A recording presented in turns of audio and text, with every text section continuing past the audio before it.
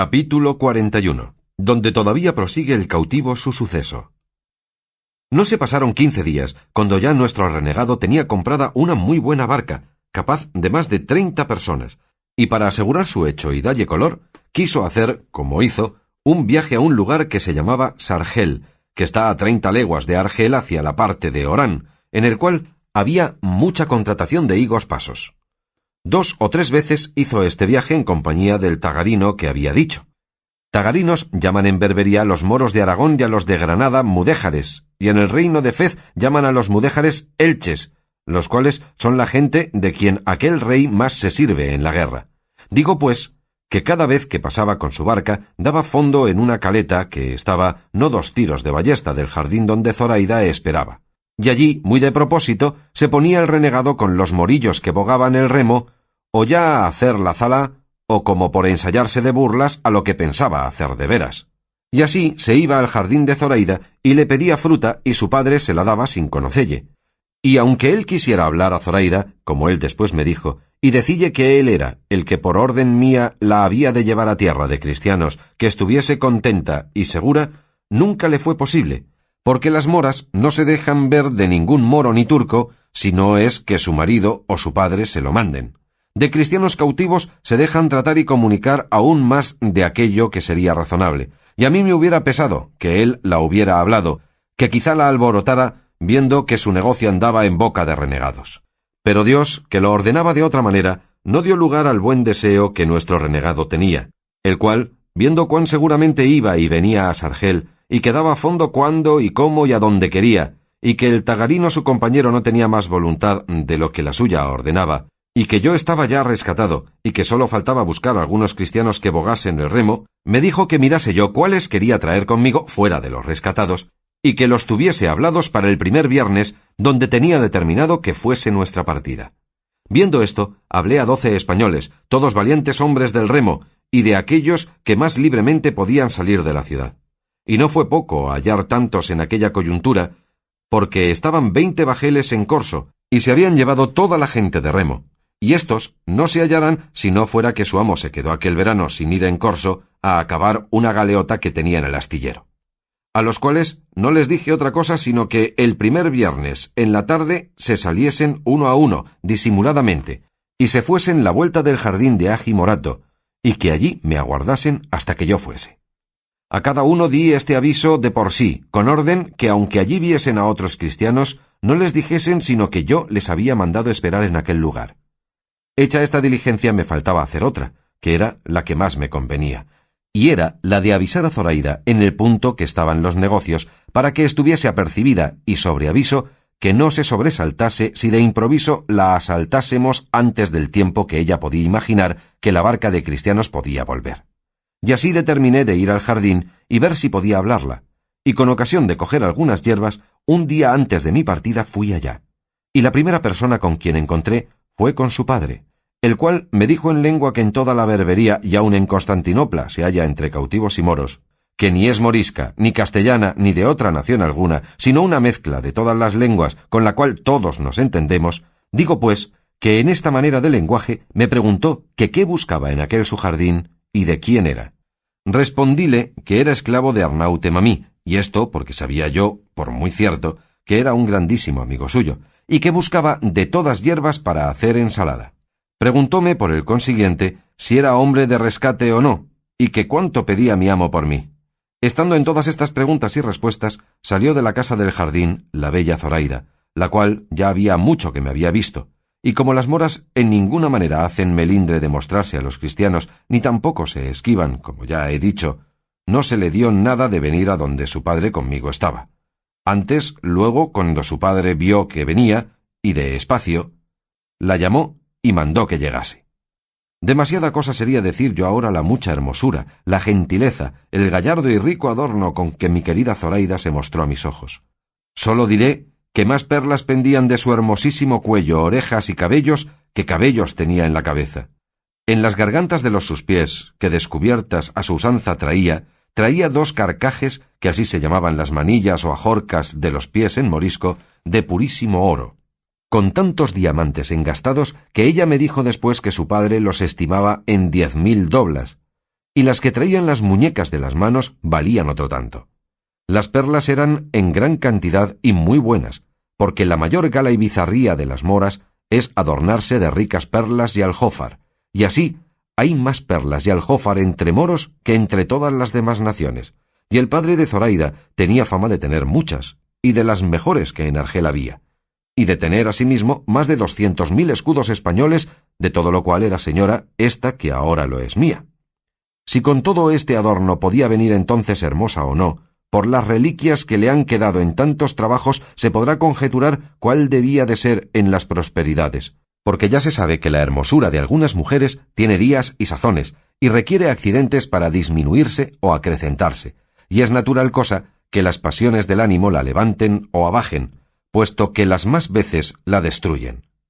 Digo, en fin, que entonces llegó en todo extremo aderezada y en todo extremo hermosa, o a lo menos a mí me pareció serlo la más que hasta entonces había visto, y con esto, viendo las obligaciones en que me había puesto, me parecía que tenía delante de mí una deidad del cielo, venida a la tierra para mi gusto y para mi remedio. Así como ella llegó, le dijo su padre en su lengua, como yo era cautivo de su amigo Arnaute Mamí, y que venía a buscar ensalada. Ella tomó la mano, y en aquella mezcla de lenguas que tengo dicho, me preguntó si era caballero, y qué era la causa que no me rescataba.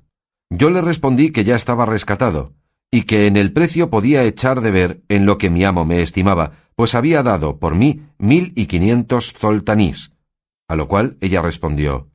en verdad, que si tú fueras de mi padre, que yo hiciera que no te diera él por otros 2 tantos, porque vosotros cristianos siempre mentís en cuanto decís y os hacéis pobres por engañar a los moros. Bien podría ser eso, señora, le respondí, mas en verdad que yo la he tratado con mi amo, y la trato y la trataré con cuantas personas hay en el mundo. ¿Y cuándo te vas?, dijo Zoraida. Mañana, creo yo, dije, porque está aquí un bajel de Francia que se hace mañana a la vela y pienso irme en él. ¿No es mejor, replicó Zoraida, esperar a que vengan bajeles de España y irte con ellos que no con los de Francia, que no son vuestros amigos? No, le respondí yo, aunque si, como hay nuevas, que viene ya un bajel de España, es verdad, todavía yo le aguardaré, puesto que es más cierto el partirme mañana, porque el deseo que tengo de verme en mi tierra, y con las personas que bien quiero, es tanto que no me dejará esperar otra comodidad si se tarda, por mejor que sea.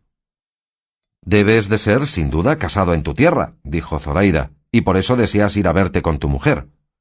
No soy, respondí yo, casado, mas tengo dada la palabra de casarme en llegando allá. ¿Y es hermosa la dama a quien se la diste?, dijo Zoraida. Tan hermosa es, respondí yo, que para encarecella y decirte la verdad, te parece a ti mucho. De esto se rió muy de veras su padre y dijo: «Gualá, cristiano, que debe de ser muy hermosa si se parece a mi hija, que es la más hermosa de todo este reino. Si no, mírala bien, y verás como te digo verdad». Servíanos de intérprete a las más de estas palabras y razones el padre de Zoraida, como más ladino, que aunque ella hablaba la bastarda lengua que, como he dicho, allí se usa, más declaraba su intención por señas que por palabras. Estando en estas y otras muchas razones, llegó un moro corriendo y dijo a grandes voces que por las bardas o paredes del jardín habían saltado 4 turcos y andaban cogiendo la fruta, aunque no estaba madura. Sobresaltóse el viejo y lo mismo hizo Zoraida, porque es común y casi natural el miedo que los moros a los turcos tienen, especialmente a los soldados, los cuales son tan insolentes y tienen tanto imperio sobre los moros que a ellos están sujetos, que los tratan peor que si fuesen esclavos suyos. Digo, pues, que dijo su padre a Zoraida: «Hija, retírate a la casa y enciérrate en tanto que yo voy a hablar con esos canes, y tú, cristiano, busca tus hierbas y vete en buen hora y llévate a Alá con bien a tu tierra». Yo me incliné, y él se fue a buscar a los turcos, dejándome solo con Zoraida, que comenzó a dar muestras de irse donde su padre la había mandado. Pero apenas él se encubrió con los árboles del jardín, cuando ella, volviéndose a mí, llenos los ojos de lágrimas, me dijo: «¿Amexi, cristiano? ¿Amexi?» que quiere decir «baste, cristiano, baste». Yo la respondí: «Señora, sí, pero no, en ninguna manera sin ti. El primero Jumá me aguarda, y no te sobresaltes cuando nos veas, que sin duda alguna iremos a tierra de cristianos». Yo le dije esto de manera que ella me entendió muy bien a todas las razones que entrambos pasamos, y echándome un brazo al cuello, con desmayados pasos, comenzó a caminar hacia la casa. y quiso la suerte, que pudiera ser muy mala si el cielo no lo ordenara de otra manera, que yendo los dos de la manera y postura que os he contado, con un brazo al cuello, su padre, que ya volvía de hacer ir a los turcos, nos vio de la suerte y manera que íbamos, y nosotros vimos que él nos había visto. Pero Zoraida, advertida y discreta, no quiso quitar el brazo de mi cuello. Antes se llegó más a mí, y puso su cabeza sobre mi pecho, doblando un poco las rodillas, dando claras señales y muestras que se desmayaba. Y yo asimismo di a entender que la sostenía contra mi voluntad.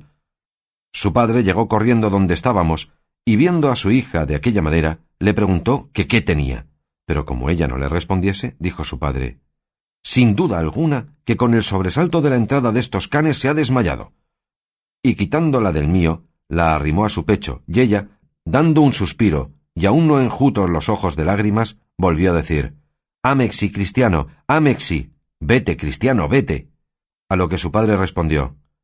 «No importa, hija, que el cristiano se vaya, que ningún mal te ha hecho, y los turcos ya son idos. No te sobresalte cosa alguna, pues ninguna hay que pueda darte pesadumbre, pues, como ya te he dicho, los turcos a mi ruego se volvieron por donde entraron».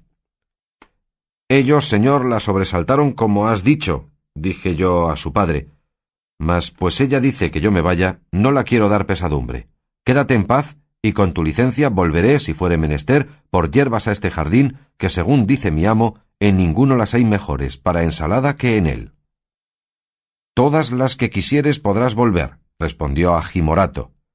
«Que mi hija no dice esto porque tú ni ninguno de los cristianos la enojaban, sino que, por decir que los turcos se fuesen, dijo que tú te fueses, o porque ya era hora que buscases tus hierbas».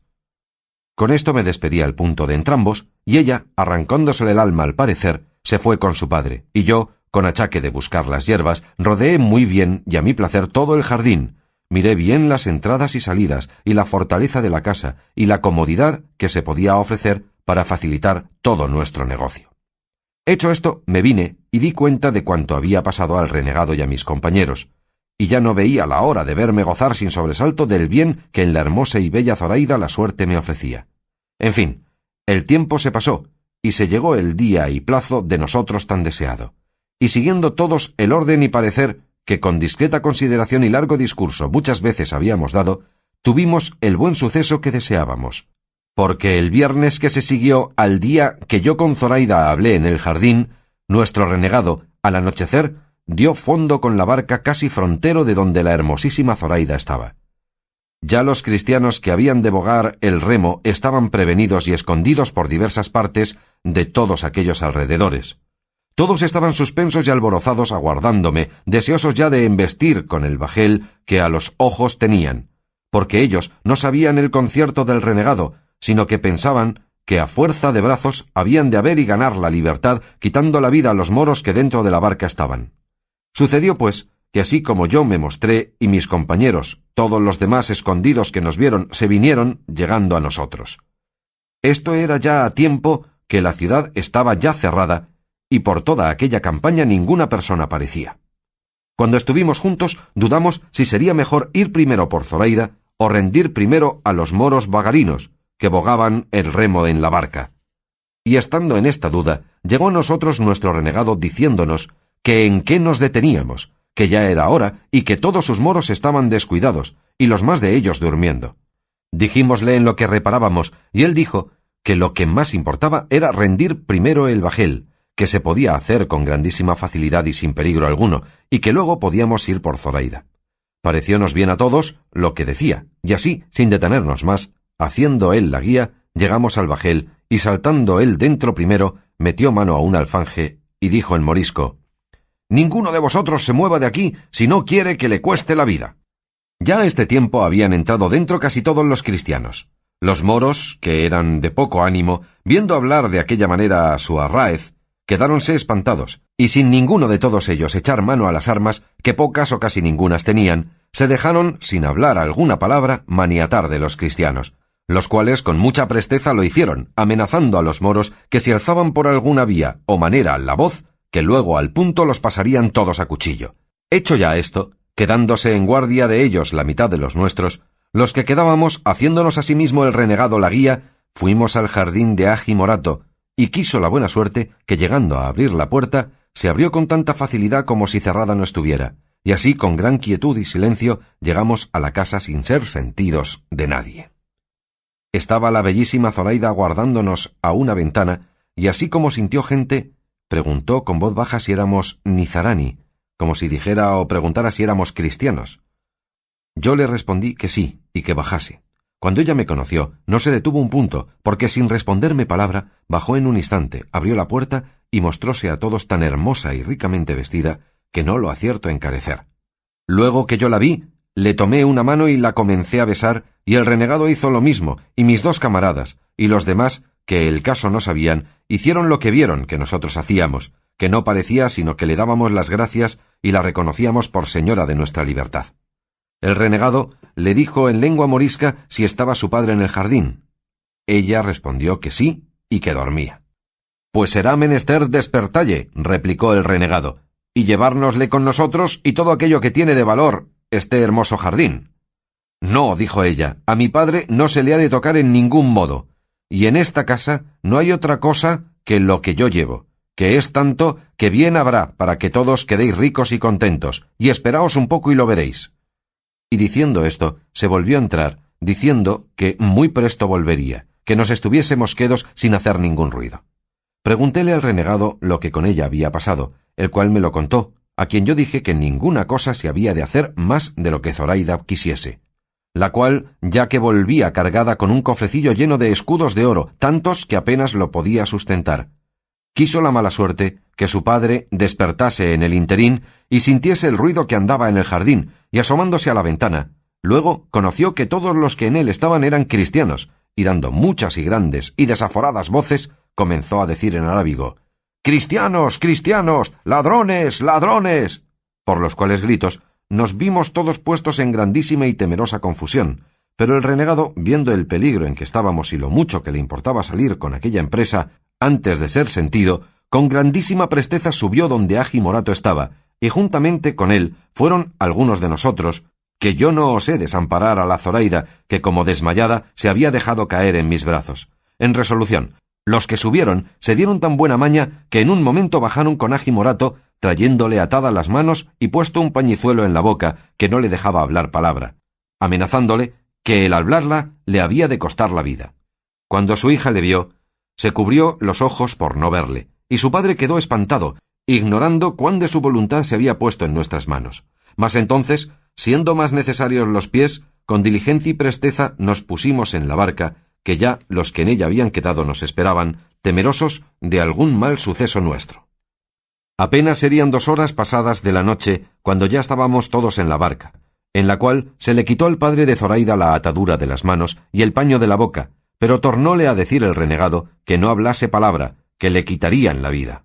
Él, como vio allí a su hija, comenzó a suspirar ternísimamente, y más cuando vio que yo estrechamente la tenía abrazada, y que ella sin defenderse, quejarse, ni esquivarse, se estaba queda. Pero con todo esto callaba, porque no pusiesen en efecto las muchas amenazas que el renegado le hacía. Viéndose pues Zoraida ya en la barca, y que queríamos dar los remos al agua, y viendo allí a su padre y a los demás moros que atados estaban, le dijo al renegado que me dijese le hiciese merced de soltar a aquellos moros y de dar libertad a su padre, porque antes se arrojaría en la mar que ver delante de sus ojos y por causa suya llevar cautivo a un padre que tanto la había querido. El renegado me lo dijo, y yo respondí que era muy contento, pero él respondió que no convenía, a causa que si allí los dejaban, apellidarían luego la tierra y alborotarían la ciudad, y serían causa que saliesen a buscallos con algunas fragatas ligeras, y les tomasen la tierra y la mar, de manera que no pudiésemos escaparnos, que lo que se podía hacer era darles libertad en llegando a la primera tierra de cristianos. En este parecer vinimos todos, y Zoraida, a quien se le dio cuenta, con las causas que nos movían a no hacer luego lo que quería, también se satisfizo, y luego, con regocijado silencio y alegre diligencia, cada uno de nuestros valientes remeros tomó su remo, y comenzamos, encomendándonos a Dios de todo corazón, a navegar la vuelta de las islas de Mallorca, que es la tierra de cristianos más cerca. Pero a causa de soplar un poco el viento tramontana y estar la mar algo picada, no fue posible seguir la derrota de Mallorca, y fuenos forzoso dejarnos ir tierra a tierra la vuelta de Orán, no sin mucha pesadumbre nuestra, por no ser descubiertos del lugar de Sargel, que en aquella costa cae 60 millas de Argel, y asimismo temíamos encontrar por aquel paraje alguna galeota de las que de ordinario vienen con mercancía de Tetuán, aunque cada uno por sí, y por todos juntos, presumíamos de que si se encontraba galeota de mercancía, como no fuese de las que andan en corso, que no sólo no nos perderíamos, mas que tomaríamos bajel, donde con más seguridad pudiésemos acabar nuestro viaje. Iba Zoraida en tanto que se navegaba puesta la cabeza entre las manos por no ver a su padre, y sentía yo que iba llamando a Lela Marién que nos ayudase. Bien habríamos navegado 30 millas cuando nos amaneció, como 3 tiros de arcabuz desviados de tierra, toda la cual vimos desierta y sin nadie que nos descubriese. Pero con todo eso, nos fuimos a fuerza de brazos, entrando un poco en la mar, que ya estaba algo más sosegada. Y habiendo entrado casi 2 leguas, dióse orden que se bogase a cuarteles, en tanto que comíamos algo, que iba bien proveída la barca, puesto que los que bogaban dijeron que no era aquel tiempo de tomar reposo alguno, que les diesen de comer los que no bogaban, que ellos no querían soltar los remos de las manos en manera alguna. Hízose así, y en esto comenzó a soplar un viento largo, que nos obligó a hacer luego vela, y a dejar el remo, y enderezar a Orán, por no ser posible poder hacer otro viaje. Todo se hizo con mucha presteza, y así, a la vela, navegamos por más de 8 millas por hora, sin llevar otro temor alguno, sino el de encontrar con bajel que de corso fuese. Dimos de comer a los moros vagarinos, y el renegado les consoló diciéndoles cómo no iban cautivos, que en la primera ocasión les darían libertad. Lo mismo se le dijo al padre de Zoraida, el cual respondió: «Cualquiera otra cosa pudiera yo esperar y creer de vuestra liberalidad y buen término, oh cristianos, mas el darme libertad, no me tengáis por tan simple que lo imagine, que nunca os pusisteis vosotros al peligro de quitármela para volverla tan liberalmente, especialmente sabiendo quién soy yo y el interese que os puede seguir de dármela. El cual interese, si le queréis poner nombre, desde aquí os ofrezco todo aquello que quisiéredes por mí y por esa desdichada hija mía, o si no, por ella sola, que es la mayor y la mejor parte de mi alma».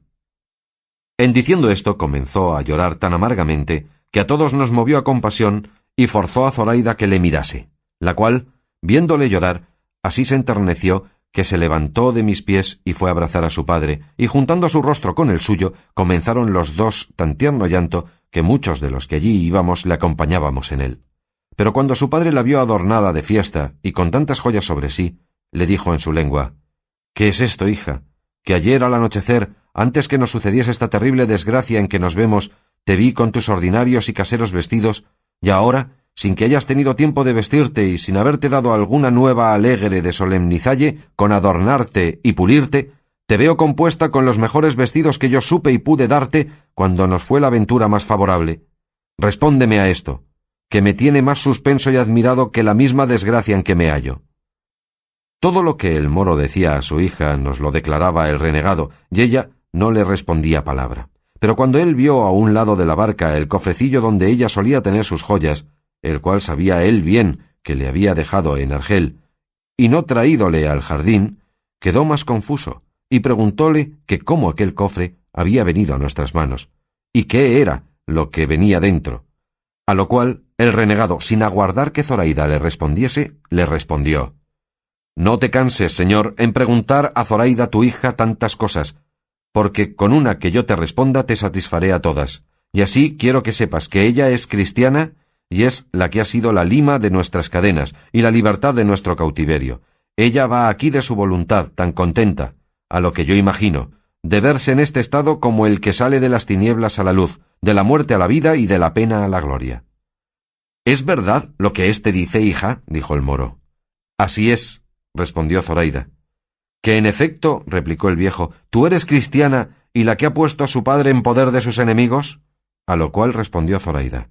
«La que es cristiana yo soy, pero no la que te ha puesto en este punto, porque nunca mi deseo se extendió a dejarte ni a hacerte mal, sino a hacerme a mí bien». «¿Y qué bien es el que te has hecho, hija?». «Eso», respondió ella, «pregúntaselo tú a Lela Marién, que ella te lo sabrá decir mejor que no yo». Apenas hubo oído esto el moro, cuando con una increíble presteza se arrojó de cabeza en la mar, donde sin ninguna duda se ahogara, si el vestido largo y embarazoso que traía no le entretuviera un poco sobre el agua. Dio voces Zoraida que le sacasen, y así acudimos luego todos, y asiéndole de la almalafa, le sacamos medio ahogado y sin sentido, de que recibió tanta pena Zoraida que como si fuera ya muerto hacía sobre él un tierno y doloroso llanto. Volvímosle boca abajo, volvió mucha agua, tornó en sí al cabo de 2 horas, en las cuales, habiéndose trocado el viento, nos convino volver hacia tierra y hacer fuerza de remos por no embestir en ella. Mas quiso nuestra buena suerte que llegamos a una cala que se hace al lado de un pequeño promontorio o cabo, que de los moros es llamado el de la cava rumía, que en nuestra lengua quiere decir la mala mujer cristiana, y es tradición entre los moros que en aquel lugar está enterrada la cava, por quien se perdió España, porque cava, en su lengua, quiere decir mujer mala, y rumía, cristiana, y aún tienen por mal agüero llegar allí a dar fondo cuando la necesidad les fuerza a ello, porque nunca le dan sin ella, puesto que para nosotros no fue abrigo de mala mujer, sino puerto seguro de nuestro remedio, según andaba alterada la mar. Pusimos nuestras centinelas en tierra y no dejamos jamás los remos de la mano. Comimos de lo que el renegado había proveído y rogamos a Dios y a Nuestra Señora de todo nuestro corazón que nos ayudase y favoreciese para que felicemente diésemos fin a tan dichoso principio. Diose orden, a suplicación de Zoraida, como echásemos en tierra a su padre y a todos los demás moros que allí atados venían, porque no le bastaba el ánimo, ni lo podían sufrir sus blandas entrañas, ver delante de sus ojos atado a su padre y a aquellos de su tierra presos. Prometímosle de hacerlo así al tiempo de la partida, pues no corría peligro el dejallos en aquel lugar que era despoblado.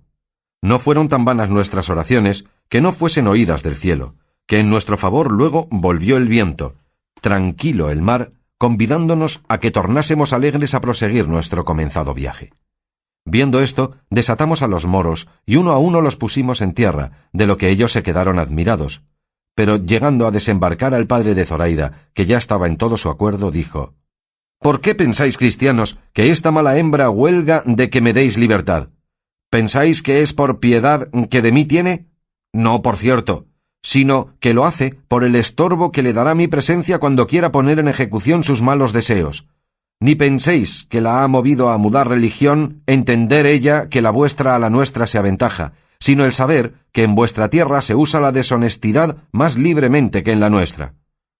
Y volviéndose a Zoraida, teniéndole yo y otro cristiano de entrambos brazos asido, porque algún desatino no hiciese, le dijo: «Oh, infame moza y mal aconsejada muchacha, ¿a dónde vas, ciega y desatinada, en poder de estos perros naturales enemigos nuestros? Maldita sea la hora en que yo te engendré, y malditos sean los regalos y deleites en que te he criado». Pero viendo yo que llevaba término de no acabar tan presto, di priesa a ponelle en tierra, y desde allí a voces prosiguió en sus maldiciones y lamentos, rogando a Mahoma rogase a Alá que nos destruyese, confundiese y acabase,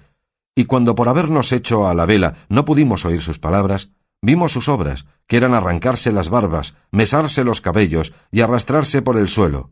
Mas una vez esforzó la voz de tal manera que podimos entender que decía: «Vuelve, amada hija, vuelve a tierra, que todo te lo perdono. Entrega a esos hombres ese dinero que ya es suyo, y vuelve a consolar a este triste padre tuyo, que en esta desierta arena dejará la vida si tú le dejas». Todo lo cual escuchaba Zoraida, y todo lo sentía y lloraba, y no supo decirle ni respondelle palabra, sino: «Plega a Alá, padre mío, que Lela Marién, que ha sido la causa de que yo sea cristiana, ella te consuele en tu tristeza. Alá sabe bien que no pude hacer otra cosa de la que he hecho, y que estos cristianos no deben nada a mi voluntad, pues aunque quisiera no venir con ellos y quedarme en mi casa, me fuera imposible, según la priesa que me daba mi alma a poner por obra esta, que a mí me parece tan buena como tú, padre amado, la juzgas por mala». Esto dijo a tiempo que ni su padre la oía, ni nosotros ya le veíamos. Y así, consolando yo a Zoraida, atendimos todos a nuestro viaje, el cual nos le facilitaba el próspero viento de tal manera que bien tuvimos por cierto de vernos otro día al amanecer en las riberas de España. Mas como pocas veces, o nunca, viene el bien puro y sencillo, sin ser acompañado o seguido de algún mal que le turbe o sobresalte, quiso nuestra ventura, o quizá las maldiciones que el moro a su hija había echado, que siempre se han de temer de cualquier padre que sean, quiso, digo, que estando ya engolfados y siendo ya casi pasadas 3 horas de la noche, yendo con la vela tendida de alto baja, frenillados los remos, porque el próspero viento nos quitaba del trabajo de haberlos menester, con la luz de la luna, que claramente resplandecía, vimos cerca de nosotros un bajel redondo, que con todas las velas tendidas, llevando un poco a orza el timón, delante de nosotros atravesaba, y esto tan cerca, que nos fue forzoso amainar por no embestirle, y ellos asimismo hicieron fuerza de timón para darnos lugar que pasásemos. Habíanse puesto a bordo del bajel a preguntarnos quién éramos y a dónde navegábamos y de dónde veníamos, pero por preguntarnos esto en lengua francesa, dijo nuestro renegado: «Ninguno responda, porque estos, sin duda, son corsarios franceses que hacen a toda ropa». Por este advertimiento ninguno respondió palabra, y habiendo pasado un poco delante, que ya el bajel quedaba sotavento, de improviso soltaron 2 piezas de artillería, y a lo que parecía ambas venían con cadenas, porque con una cortaron nuestro árbol por medio y dieron con él y con la vela en la mar, y al momento, disparando otra pieza, vino a dar la bala en mitad de nuestra barca, de modo que la abrió toda, sin hacer otro mal alguno. Pero como nosotros nos vimos ir a fondo, comenzamos todos a grandes voces a pedir socorro y a rogar a los del bajel que nos acogiesen porque nos anegábamos. Amainaron entonces, y echando el esquife o barca a la mar, entraron en él hasta 12 franceses bien armados con sus arcabuces y cuerdas encendidas, y así llegaron junto al nuestro, y viendo cuán pocos éramos, y cómo el bajel se hundía, nos recogieron diciendo que por haber usado de la descortesía de no respondelles, nos había sucedido aquello. Nuestro renegado tomó el cofre de las riquezas de Zoraida y dio con él en la mar, sin que ninguno echase de ver en lo que hacía. En resolución, todos pasamos con los franceses, los cuales, después de haberse informado de todo aquello que de nosotros saber quisieron, como si fueran nuestros capitales enemigos, nos despojaron de todo cuanto teníamos, y a Zoraida le quitaron hasta los carcajes que traía en los pies. Pero no me daba a mí tanta pesadumbre la que a Zoraida daban, como me la daba el temor que tenía de que habían de pasar del quitar de las riquísimas y preciosísimas joyas al quitar de la joya que más valía y ella más estimaba. Pero los deseos de aquella gente no se extienden a más que al dinero, y de esto jamás se ve harta su codicia. Lo cual entonces llegó a tanto que aun hasta los vestidos de cautivos nos quitaran si de algún provecho les fueran. Y hubo parecer entre ellos de que a todos nos arrojasen a la mar envueltos en una vela, porque tenían intención de tratar en algunos puertos de España con nombre de que eran bretones, y si nos llevaban vivos serían castigados siendo descubierto su hurto. Mas el capitán, que era el que había despojado a mi querida Zoraida, dijo que él se contentaba con la presa que tenía y que no quería tocar en ningún puerto de España sino pasar el estrecho de Gibraltar de noche, o como pudiese, y irse a la Rochela de donde había salido. Y así tomaron por acuerdo de darnos el esquife de su navío y todo lo necesario para la corta navegación que nos quedaba, como lo hicieron otro día, ya a vista de tierra de España, con la cual vista todas nuestras pesadumbres y pobrezas se nos olvidaron de todo punto, como si no hubieran pasado por nosotros. Tanto es el gusto de alcanzar la libertad perdida. Cerca de mediodía podría ser cuando nos echaron en la barca, dándonos 2 barriles de agua y algún bizcocho. Y el capitán, movido no sé de qué misericordia, al embarcarse la hermosísima Zoraida, le dio hasta 40 escudos de oro y no consintió que le quitasen sus soldados estos mismos vestidos que ahora tiene puestos. Entramos en el bajel. Dímosles las gracias por el bien que nos hacían, mostrándonos más agradecidos que quejosos. Ellos se hicieron a lo largo, siguiendo la derrota del estrecho. Nosotros, sin mirar a otro norte que a la tierra que se nos mostraba delante, nos dimos tanta priesa a bogar, que al poner del sol estábamos tan cerca que bien pudiéramos a nuestro parecer llegar antes que fuera muy noche.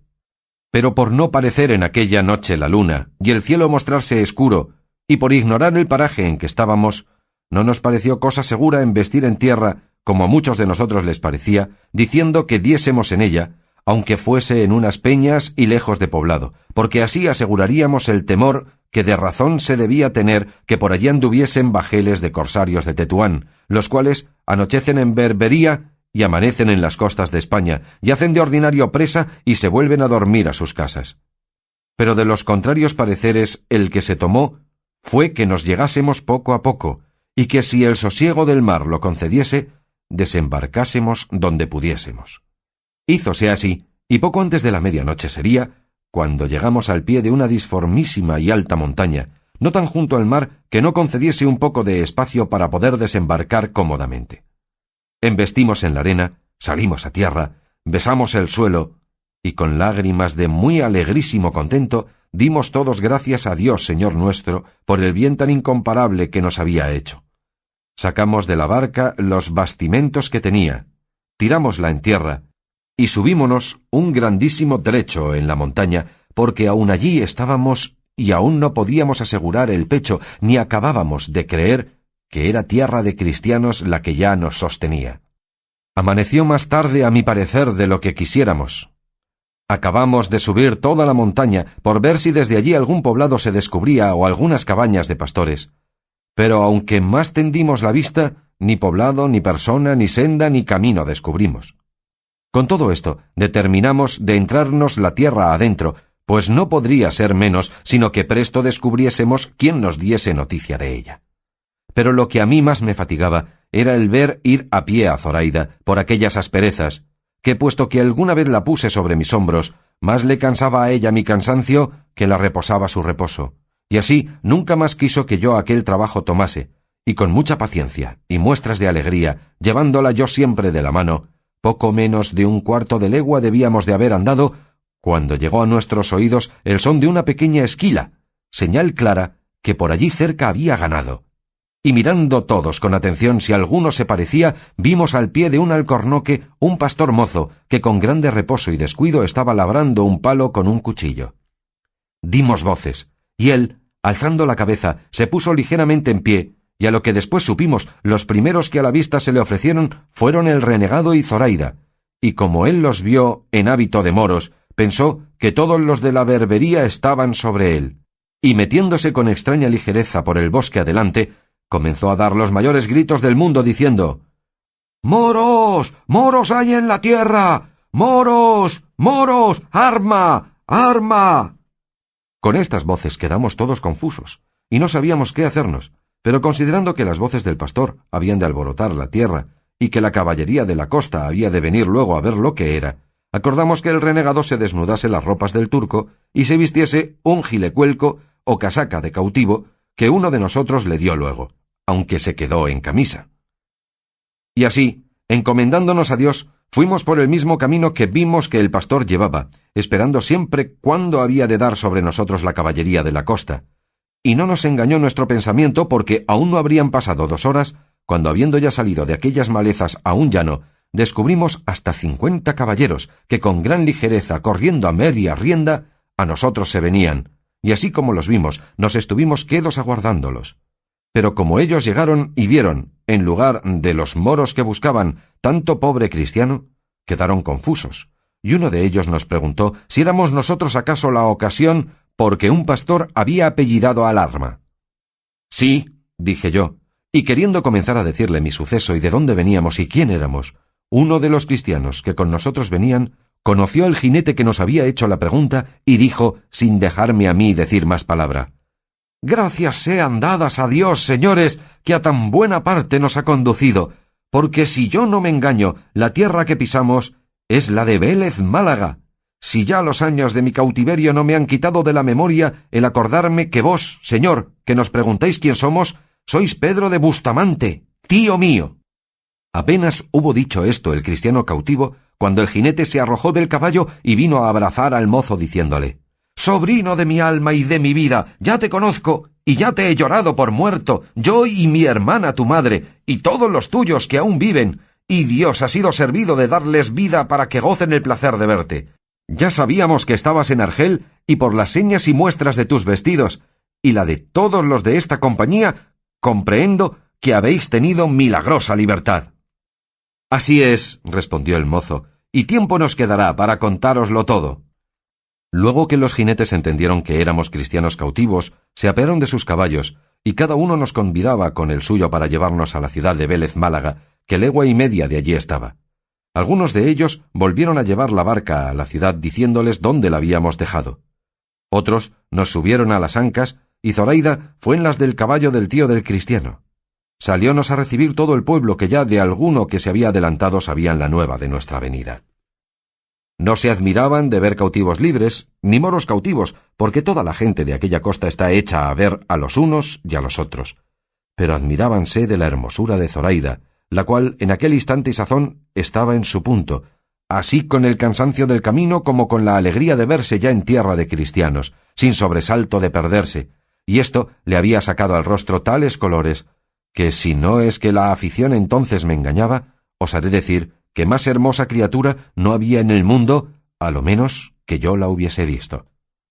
Fuimos derechos a la iglesia a dar gracias a Dios por la merced recibida, y así como en ella entró Zoraida, dijo que allí había rostros que se parecían a los de Lela Marién. Dijímosle que eran imágenes suyas, y como mejor se pudo, le dio el renegado a entender lo que significaban, para que ella las adorase como si verdaderamente fueran cada una de ellas la misma Lela Marién que la había hablado. Ella, que tiene buen entendimiento y un natural fácil y claro, entendió luego cuanto acerca de las imágenes se le dijo. Desde allí nos llevaron y repartieron a todos en diferentes casas del pueblo, pero al renegado, Zoraida y a mí, nos llevó el cristiano que vino con nosotros, y en casa de sus padres, que medianamente eran acomodados de los bienes de fortuna, y nos regalaron con tanto amor como a su mismo hijo. 6 días estuvimos en Vélez, al cabo de los cuales el renegado, hecha su información de cuanto le convenía, se fue a la ciudad de Granada, a reducirse por medio de la Santa Inquisición al gremio santísimo de la Iglesia. Los demás cristianos libertados se fueron cada uno donde mejor le pareció.